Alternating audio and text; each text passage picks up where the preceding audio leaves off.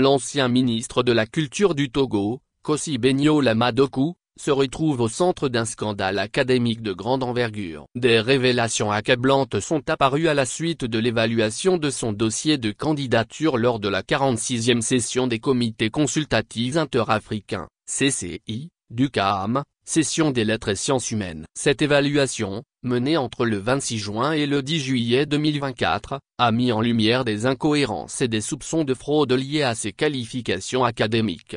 Lire aussi Togo, où sont passés les 3 milliards promis pour alléger le coût de la rentrée scolaire? Des doutes sérieux sur la validité du diplôme de master. Le premier motif d'ajournement concerne des réserves sur la qualification académique de l'ancien ministre. Le diplôme de master présenté par Kossi Benyo-Lama Doku, qui a permis d'entamer sa thèse, soulève de nombreux doutes quant à sa fiabilité. En effet, le CTS a relevé des anomalies concernant le diplôme, notamment l'illisibilité du nom, de la fonction et du grade du signataire. De plus, l'institution ayant délivré ce diplôme semble être un cabinet de formation professionnelle, plutôt qu'une véritable université accréditée.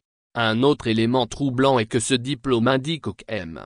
Lama Doku aura été étudiant au groupe Pigier de Cotonou, une information que l'intéressé n'a jamais mentionnée dans son curriculum vitae ni dans les autres documents soumis pour son évaluation. Enfin, le cachet sur le diplôme porte la mention compagnie de formation, ce qui renforce les soupçons de fraude. Ces incohérences ont été suffisantes pour que le CAAM émette de sérieuses réserves quant à la validité du diplôme. Soupçons de fraude sur un article scientifique. Le deuxième point soulevé par le CTS est encore plus grave, un fort soupçon de fraude concernant un article CAAM. Lama Doku prétend avoir publié dans la revue scientifique Les Cahiers de l'ACAREF en mai 2021. Le candidat aurait indiqué que son article, intitulé Mécanismes de gestion de l'information en milieu rural et paix sociale dans la région des Plateaux au Togo, figurait dans le volume 3, numéro 5 de cette revue. Toutefois, après vérification, il a été constaté que l'article en question n'a jamais été publié dans cette revue, et que l'article qui figurait initialement dans ce numéro aurait été remplacé par celui M.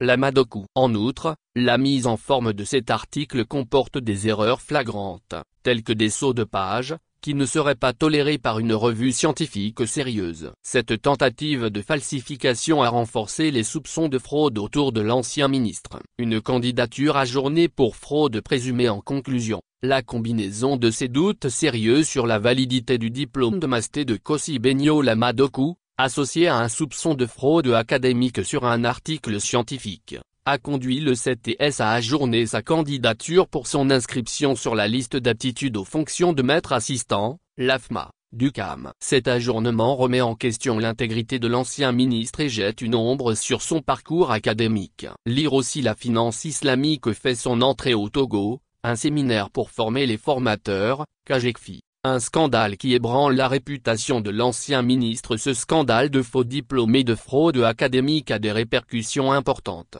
non seulement sur la carrière de M. Lama Doku, mais aussi sur la perception de l'intégrité des institutions publiques togolaises. Alors que le pays cherche à redorer son image sur la scène internationale, ces révélations risquent de ternir la réputation des élites politiques et académiques du Togo. M.